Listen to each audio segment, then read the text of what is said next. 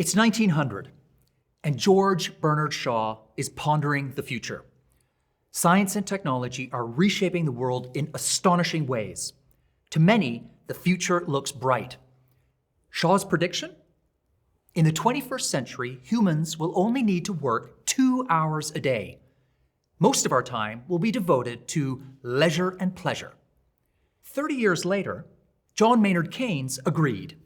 He predicted that his 21st century grandchildren would work just 15 hours a week. That's 3 hours a day, Monday to Friday. Just think about that for a second. Working 2 or 3 hours a day, and then spending the rest of your time on play, romance, culture, travel, learning. How would that feel? Who knows, right? Because Shaw and Keynes were wrong on an epic scale. Here we are now in the actual 21st century, and the long-promised age of leisure is nowhere to be seen. On the contrary, many of us feel like we're working harder than ever. The Japanese even have a word for death from overwork, karoshi. On one side of the equation, hundreds of millions toil long hours just to make ends meet. For those lucky enough to be able to pick careers and choose jobs, the drivers are more complex. Ambition is part of it. In many firms, the only way to rise up the corporate ladder is to work long hours. On Wall Street, junior bankers routinely put in 70 or 80-hour weeks.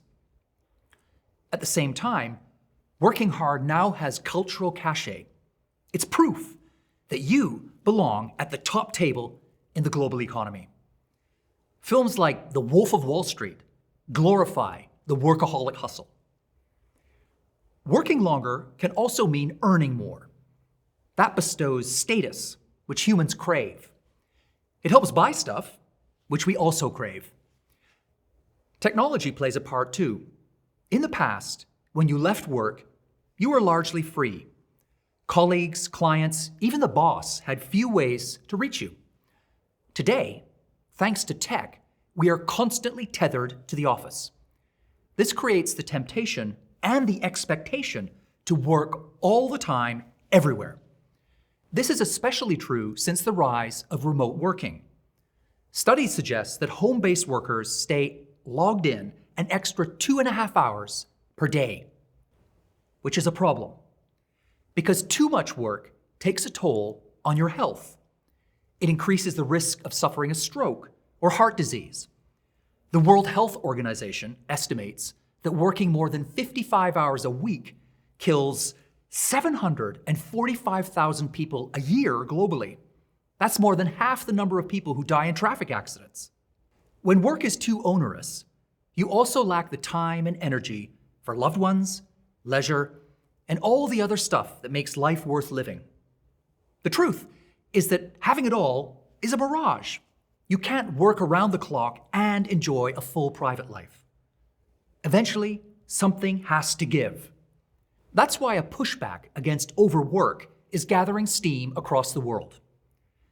Several European countries have created a right to disconnect, which means many of their citizens no longer have to answer work calls or messages outside office hours. In other countries, like New Zealand, governments have encouraged employers to trial a 4-day work week. Some companies are leaning on staff to leave the office earlier or offering them more time off. Others are shutting down so that everyone takes a vacation at the same time and nobody feels guilty about doing so. A German automaker even started a mail on holiday policy, deleting all emails received by vacationing employees to save them returning to an overflowing inbox.